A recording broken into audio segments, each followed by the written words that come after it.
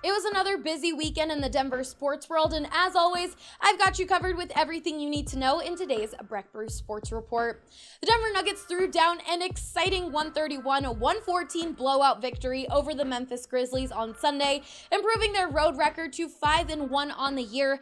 The first quarter was a back-and-forth battle, but Memphis eventually took a 32-28 lead into the second. That's when Denver got a huge push from their second unit, sparking a 22-2 run. That run gave them an 18-point lead late in the quarter, and from there, they never looked back.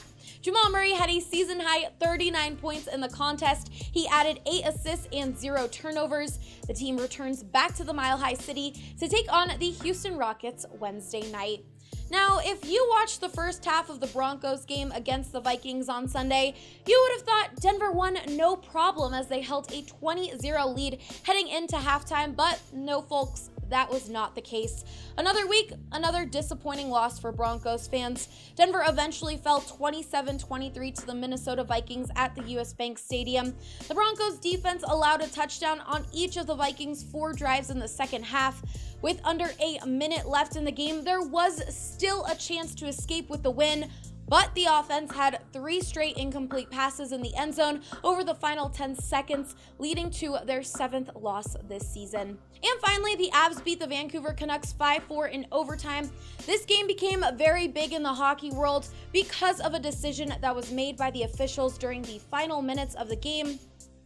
Matt Calvert took a puck off the side of his head and was laying on the ice, bleeding, unable to get up. Because the Canucks had control of the puck, it was up to the officials' discretion whether or not to stop the play, and they decided they would allow the play to carry on until the Avs regained possession. With Vancouver's goalie pulled, they basically had a 2-man advantage and were able to cut the 4-2 deficit down to 4-3 and then eventually tie the game. Players from both teams were confused and frustrated on the ice as they watched Calvert struggle. Other players around the league and commentators also had a lot to say about this topic.